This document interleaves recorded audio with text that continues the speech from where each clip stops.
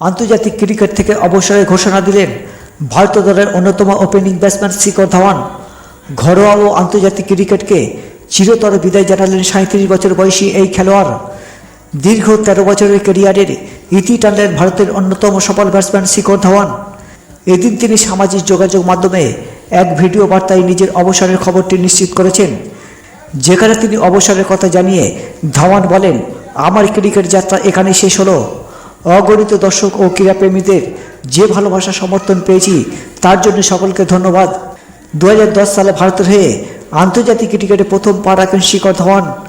এরপর ভারতের হয়ে 34টি টেস্ট, 167টি ওয়ানডে আর 68টি টি-20 ম্যাচ খেলেন তিনি।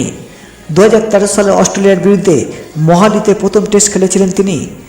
এরপর ভারতের হয়ে যেখানে তিনি 34টি টেস্ট ম্যাচ খেলে 40.61 গড়ে 2315 রান করেন তিনি, যার মধ্যে রয়েছে 7টি সেঞ্চুরি ও 5টি হাফ সেঞ্চুরি। সর্বোচ্চ স্কোর 190 রান। 2010 সালে অস্ট্রেলিয়ার বিরুদ্ধে বিশাখাপত্তনমে ভারতের হয়ে প্রথম একদিনের ক্রিকেটে অভিষেক ঘটে তার। এরপর ভারতের হয়ে মোট 167টি একদিনের ক্রিকেটে ম্যাচ খেলে 44.11 গড়ে, যেখানে তিনি 6793 রান করেছেন, যার মধ্যে 17টি সেঞ্চুরি ও 30টি হাফ সেঞ্চুরি রয়েছে। সর্বোচ্চ স্কোর 143 রান। টি-20 ক্রিকেটে শিখর ধাওয়ান তিনি তার প্রথম ম্যাচ খেলেন 2011 সালে ওয়েস্ট ইন্ডিজের বিরুদ্ধে। এরপর ভারতের হয়ে মোট 68টি টি-20 ম্যাচ খেলে 1759 রান করেন, যার মধ্যে 11টি হাফ সেঞ্চুরি রয়েছে।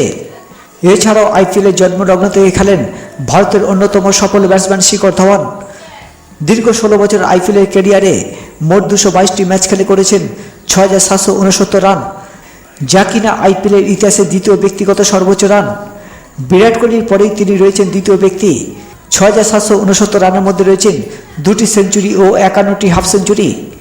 ক্রিকেট জগতে নানা নজির করে ক্রিকেটকে চিরতর বিদায় জানালেন শিখর ধাওয়ান।